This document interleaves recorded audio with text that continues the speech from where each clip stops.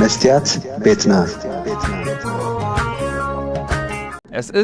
ኣብ ዓለም ካብተን ንጹላት ዝበሃላ ሃገራት ሓንቲ እያ ብዛዕባ ቱርክሜኒስታን ኣይኮንኩን ዝዛረብ ዘለኹ እንታይ ደኣ ብዛዕባታ ብቕጽል ስማ ናይ ኣፍሪቃ ሰሜን ኮርያ ተባሂላ እትፍለጥ ኤርትራ እምበር ኣብዚ ሃገር ኣንጻር መንግስቲ ርእይቶ ዝሃበ ሰብ ይስወር እዩ ኣብ ዝሓለፉ ዓመታት ካብ ኤርትራ ኣስታት 1 ሚልዮን ዝኾኑ ሰባት እዮም ተሰዲዶም ብፍላይ ከዓ መንእሰያት ኣብ ሃገርና እቲ ስርዓት ዘጋውሖ ሓደ ባህል ኣሎ ንሱ ከዓ ኢድና ነዊሕ ዝብል እዩ ናይዚ ሃገር ጸገም ካብ ኤርትራ ሓሊፉ ናብ ዝውን መጺሎ መራሒ ኤርትራ ኣብ ፈለማ ተስፋ ዝነበረ እኳ እንተነበረ ድሓር ግን ናብ ጨካን መላኺ ተቐይሩ ንሎሚ እዚ ውልቀ መላኺ ብኸመይ መሓውራቱ ኣብ መላእ ዓለም ከም ዝዘርግሕን ስለምንታይ ኤርትራ ተምሳል ሰሜን ኮርያ ተባሂላ ዝገልጽ መደብ ሒዘ መጺ ኣለኹ ኣነ ዶን ፓውሎ ሙሉምባኤ ምሳኹም ዘለኹ እታ ንእሽተይ ሃገር ኤርትራ ኣብ ሰሜናዊ ምብራቕ ኣፍሪቃ ኣብ ገማግም ቀይሕ ባሕሪ እያ ተደኲና ትርከብ ስፍሓት ኤርትራ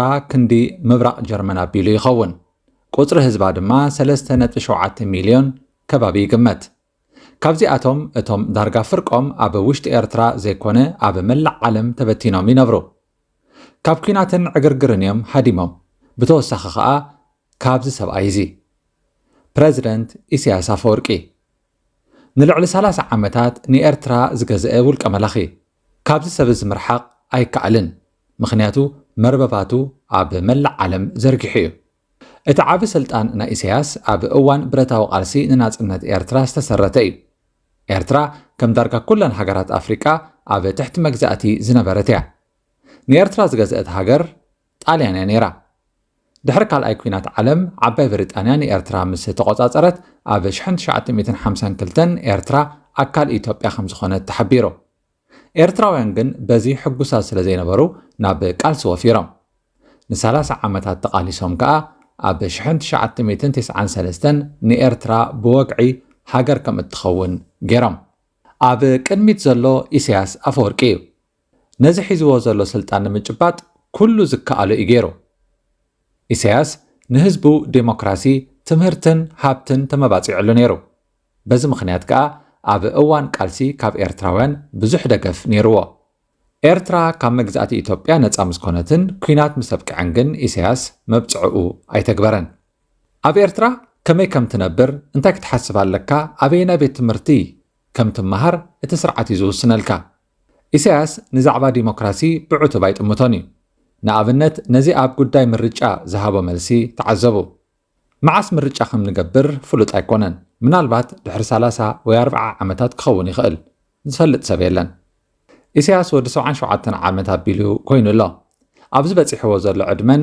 ድሕሪ ናይ 30 ዓመታት ናይ ስልጣን ዘመኑን ክቕየር ይግብኦ እኳ እንተነበረ ኢሳያስ ግን ኣብ ወንበሩ ተጣቢቑ ተሪፉ ኣሎ በዚ ምኽንያት ኤርትራ ኣብ ናይ ዓለም ናይ ዲሞክራሲ ኢንዴክስ ኣብ መወዳእታ ተርታ ተሰሪዓላ እዚ ማለት ድሕሪ ሰሜን ኮርያ ምዃኑ እዩ ኢሳያስ ኣብ ስልጣን ንነዊሕ ክጸንሕ ናይ ባዕሉ ሜላ ኣለዎ ሜላ ኢሳያስ ነዚ ይመስል እዞም ትርእይዎም ዘለኹም ኣብ ፌስቲቫል እዮም ዘለዉ ከምቲ ንቡር ኩልና ንፈልጦ ዓይነት ፌስቲቫል ግን ከይመስለኩም እዚ ናይ ኤርትራ ፌስቲቫል እዩ ህቡባት ስነ ጥበባውያንን ላዕለዎት ሓለፍቲ መንግስትን ዝሳተፍዎ ከዓ እዩ ሕሰብዎ ከም ጀርመናውያን ኣብ ኣሜሪካ ፌስቲቫል ስለ ዘዳለና ሓደ ናይ ጀርመን ሚኒስተር ፀዊዕና ምሳና ከነሳትፎ ኣብቲ ፌስቲቫል ዝሳተፉ ደገፍቲ መንግስቲ እዮም ካብቲ ፌስቲቫል ዝኸስብ ከዓ ናይ ኤርትራ መንግስቲ እዩ እዚ ፕሮፓጋንዳዊ ጽምብል እዩ እዚ ፕሮፓጋንዳዊ ጽምብል ከዓ እዩ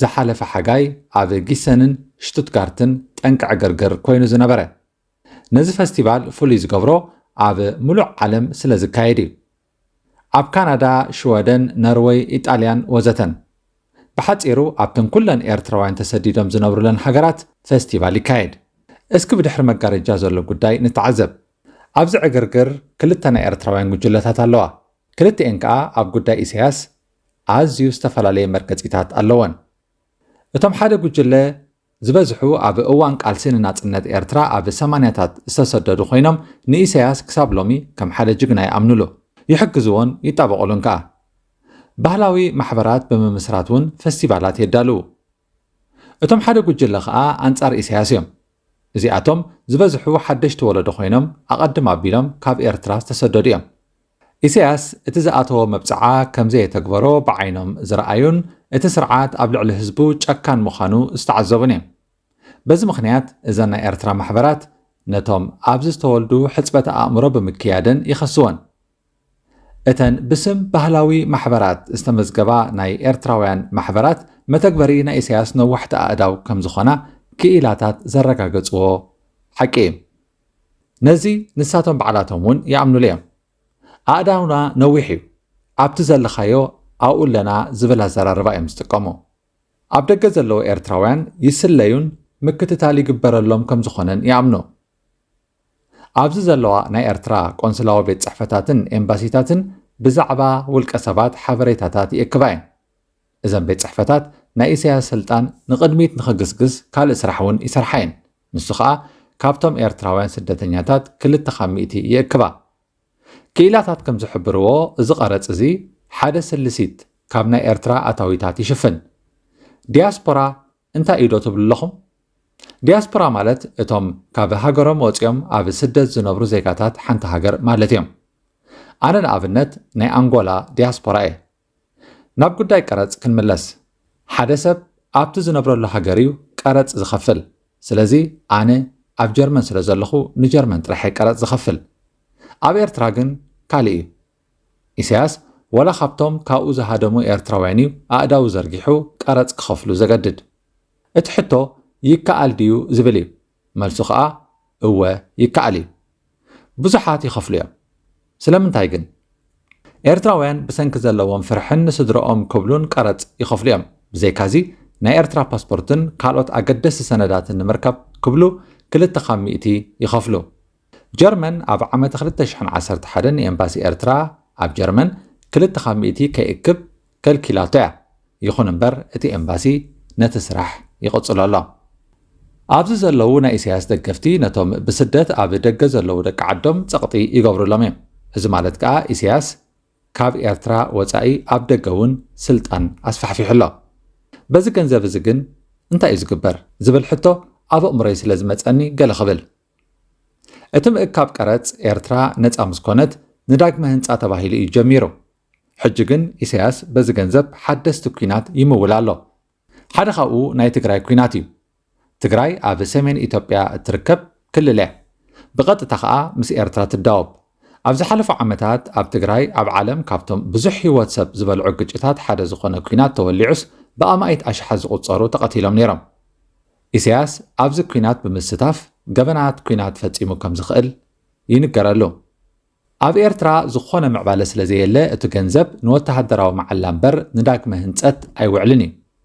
ኤርትራ ካብቶም ብድኽነት ዝፍለጣ ሃገራት ዓለም ሓንቲ እያ። ብተደጋጋሚ ድርቂ የጋጥም፣ ጽጋብ እውን የለን። ሓለኽቲ ነገራት ድሩታት እዮም፣ ማይን መብራህትን ተቆራረፅቲ እዮም። ብዘይካዚ ብዙሓት መንእሰያት ኣብ ጉዱድ ስራሕ ይዋፈሩ። እዚ ከዓ ሓደ ምኽንያት ንኤርትራ ናይ ኣፍሪቃ ሰሜን ኮርያ ዝብል ስም ንክህልዋ ዝገበረ እዩ። ኣብ ኤርትራ ደቂ ተባዕትዮን ደቂ ኣንስትዮን ወተሃደራዊ ኣገልግሎት ክፍጽሙ ኣለዎም። እዚ ከዓ ገደብ የብሉን። ድሕሪ ወተሃደራዊ ታዕሊም ኣብ ዝተፈላለየ ጽላታት ብነፃ ክሰርሑ እውን ይግደዱ። ኢሳያስ በዚ ናይ ኣገልግሎት መደብ ስድራ ቤታት ከም ዝፈላለያ ይገብር። ኣብ ዓመት ሓንሳብ ጥራሕ ገጽ ስድሮኦም ክርእዩ ፍቓድ ይህብ። ልዕሊ ዝተፈቕዶ ምስ ስድርኡ ግዜ ዘሕለፈ ወይ ካብዚ ኣገልግሎት ካሃድም ዝፈተነ ኣብ ትሕቲ ቀይዲ ይኣቱ። ኣብ ቦታ ስራሕ ሕማቕ ኣተሓሕዛ ኣሎ። መግረፍትን ዓመፁን እውን ይፍጸም እዩ። ኤርትራ ነዚ ጉዱድ ዕስክርና ምኽንያታዊ ንምግባር ወትሩ ንኹናት ድልዋት ክንከውን ኣለና ዝብል ቃል ትጥቀም። ዓለማዊ ባንክ ከም ዝብሎ ኤርትራ ከባቢ 200,000 ሰራዊት ኣለውዋ። ካብ 3.7 ሚልዮን ህዝቢ ክንዲዚኦም ዝኣኽሉ ሰራዊት ክወፁ ኣዝዩ ብዙሕ እዩ። እዚ ማለት ከዓ ናይ ጀርመን ናይ ሰራዊት ሰብ ዓቕሚ ካብ ናይ ኤርትራ ይውሕድ ማለት እዩ። ብዙሓት ኤርትራውያን ካብዚ ንምህዳም ኮነ ኢሎም ትምህርቲ ብምትራፍ ነቲ ፃውዒት ኣገልግሎት የደናግይዎ። እዚ ጉዱድ ዕስክርና እዚ እቲ ቁፅሪ ሓደ ጠንቂ ስደት ኤርትራዊ ምዃኑ ከዓ ይንገረሉ። ኣብ ኤርትራ ናይ ስለያ ማሕወራት ብዙሓት እዮም። ንኣብነት ሓደ ሰብ ምሸት ቢራ ክሰቲ ናብ ሓደ ባር እንተኣትዩ ኣብኡ ዝፍለጡን ዘይፍለጡን ኣባላት ስለያ ክፀንሕዎ ይኽእሉ። ኣብ ኤርትራ ባይቶ ይኹን ነፃ ቤት ፍርዲ የለን። ኤርትራ እቲ ኣብ ኣፍሪቃ ናይ መወዳእታ ብወግዒ ሓደ ሰልፊ ጥራሕ ከም ዘለዋ እትፍለጥ ሃገር እያ። እዛ ሃገር ኣብ ሓሳብካ ብነጻነት ምዝራብን መሰል ፕረስን እውን ትሕመያ ጋዜጠኛታት ብዘይዶብ ኤርትራ ኣብ ተርታ ነጻነት ፕረስ ካብ 180 ሃገራት ኣብ መበል 174 ይሰርዓ ሰሜን ኮርያ ኣብ መወዳእታ ትርከብ ናብ ኤርትራ ከም ጋዜጠኛ ኾንካ ምእታው ቀሊል ኣይኮነን ሓደ እዋን መሳርሕተይ ፈቲና ነይራ ንሳ ናብ ኤርትራ ምስኣተወት ናብ ሚኒስትሪ ውሽጣዊ ጉዳያት ከተመልክት ነይርዋ ካብኡ ከዓ ሓደ ተርጓማይ ተዋሂብዋ ቃለ መሕትት ክገብር ከለኹ ገለ ነገር ቁኑዕ ከም ዘየለ ይርዳእኒ ነይሩ ካብ ኤርትራ ምስ ወጻኹ ነቲ ቃለ መሕትት እንደገና ብዝግባእ ምስ ተርጎምክዎ ግን እቲ መልእኽቲ ካልእ ኮይኑ ጸኒሕኒ እቲ ተርጓማይ ገሊኡ ከይተርጎመ ገለ ከዓ ብጌጋ ተርጉሙ እዩ ነጊርኒ ኢሳያስ ምስ አልጀዚራ ኣብ ዘካየዶ ቃለ መሕትት ከምዚ ኢሉ ነይሩ About freedom of the press, freedom of the speech. Eritrea jails more journalists than any other country in the world. Why do you have to resort to these are lies?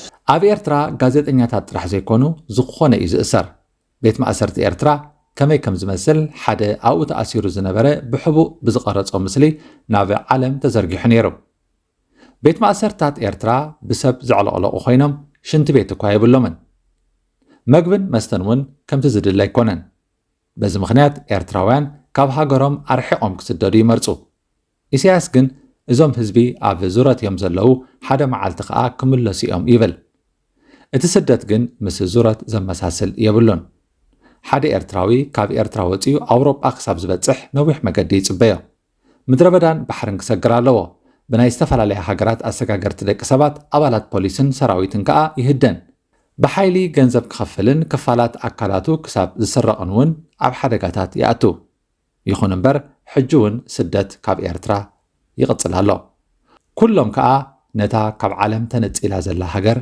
ክሓድግዋ ኣእጋሮም ኣልዒሎም ኣለዉ መስትያት ቤትና